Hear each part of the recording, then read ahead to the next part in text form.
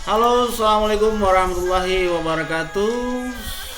Anak-anak Bapak siswa kelas 12 ATPH yang Bapak sayangi dan Bapak banggakan. Bapak harapkan pagi ini masih dalam keadaan sehat dan hari-harinya selalu menyenangkan. Baik Ananda semua, minggu kemarin kita sudah membahas tentang kompetensi dasar menganalisis lingkup, karakteristik, dan persyaratan tumbuh tanaman hias, yang nanti kita akan lanjutkan dengan melaksanakan identifikasi tanaman dan persyaratan tumbuh tanaman hias. Baik, dan Anda semua, kita lanjutkan materi kita yang kemarin ya, tentang tanaman hias taman.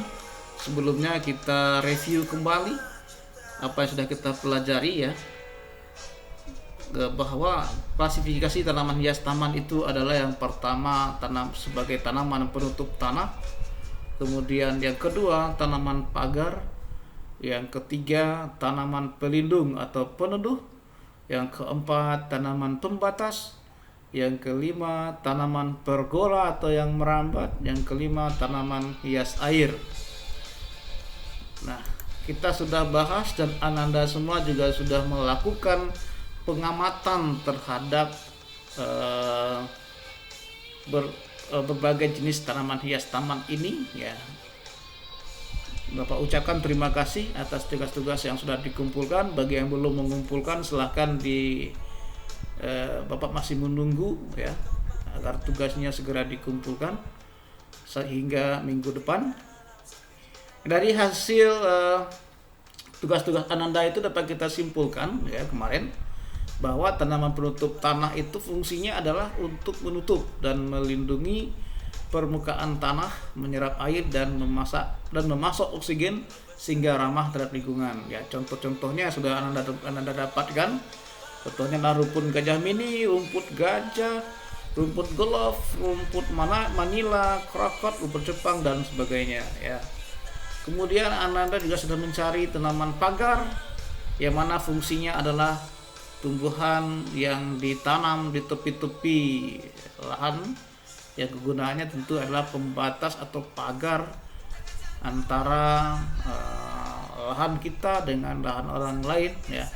Anda sudah menemukan berbagai macam tanaman pagar yang contohnya Anda sebutkan di situ, ada teh-tehan, bunga asoka, bambu mini, bunga pohon pucuk merah ya, dan sebagainya ya. Kemudian tanaman pelindung atau peneduh ya, yang fungsinya adalah memberikan keteduhan dan menahan silau cahaya matahari bagi pejalan kaki ya. Contohnya adalah ketapang, mahoni, glodok, tiang dan sebagainya. Terima kasih ya, ketiga ini sudah Ananda bahas dan sudah Ananda amati di sekitar Ananda, dan Anda sudah catat bagaimana bentuk morfologinya dan bagaimana perseratan tumbuhnya. Baik, nah kita sekarang lanjutkan untuk jenis kelompok tanaman hias yang berikutnya ya, yaitu tanaman hias pembatas ya. Tanaman hias pembatas disebut juga dengan border, yang gunanya adalah tentu sebagai pembatas antara lahan kita dengan lahan orang lain, tapi bisa juga antara pembatas jalan dengan taman ya, pembatas pagar dengan jalan dan sebagainya. Contohnya adalah bambu, kemudian ada juga palem ya, biasanya digunakan ini pembatas lahan kita dengan lahan orang lain. Kemudian ada Japanese holly ya. Nah, dan banyak sekali tanaman-tanaman hias pembatas ini, dan tentunya nanti tugas Anda adalah mencarinya, mengamatinya, dan mencari apa saja persyaratan tumbuh untuk tanaman ini. Kemudian tanaman pergola atau merambat. Nah, kata pergola itu berasal dari bahasa Italia pergere, yang artinya berjalan atau melanjutkan, seringkali diwujudkan dalam arsitektur Eropa sebagai lorong yang panjang namun tembus pandang. Seiring waktu pergola menjadi identik dengan atap peneduh bertanam tanaman hias yang jenisnya merambat. Nah, kalau Ananda jalan ke Lagway ya di kawasan Nirwana, di situ ada lorong yang dipenuhi dengan lorongnya, di atasnya banyak tanaman hias merambat. Jadi seakan kita berjalan di bawah tanaman hias yang membentuk lorong. Nah, tanaman hias yang sering digunakan di antara lain untuk lorong ini misalnya hedera, ya, dia pada gambar, bahkan menjadi tempat peneduh untuk tempat duduk di taman.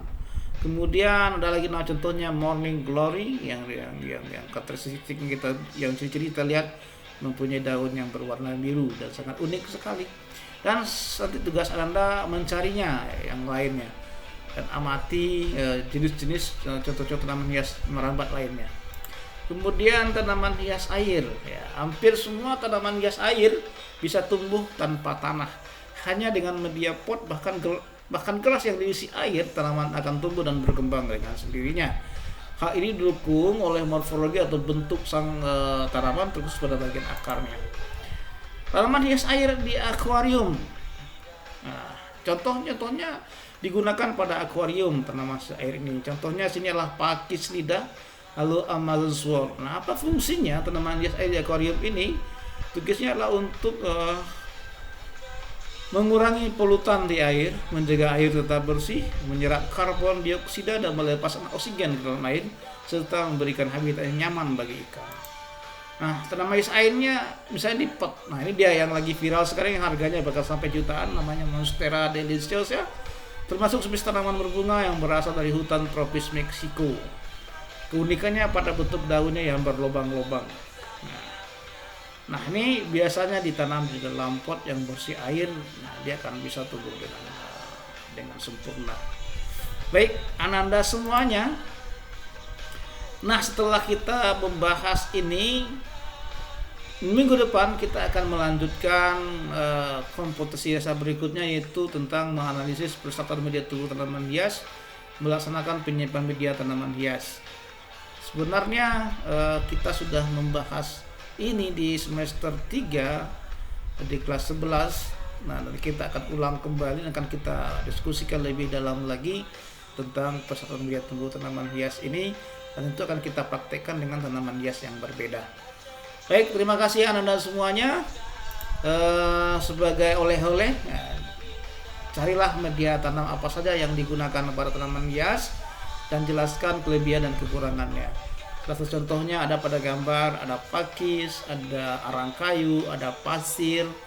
Nah, nanti silakan Ananda cari yang lain lagi, dan tentu semua ini Ananda jelaskan kelebihan dan kekurangannya. Selamat bergerilya, selamat mengamati, dan selamat belajar. Perbanyaklah literasi, membaca, dan dengan begitu pengetahuan Anda akan semakin bertambah. Oke, selamat pagi. Selamat siang, sampai jumpa lagi di minggu depan. Kalau ada sumur di ladang, bolehlah kita menumpang mandi. Kalau ada umur panjang kita pasti akan jumpa lagi. Assalamualaikum warahmatullahi wabarakatuh.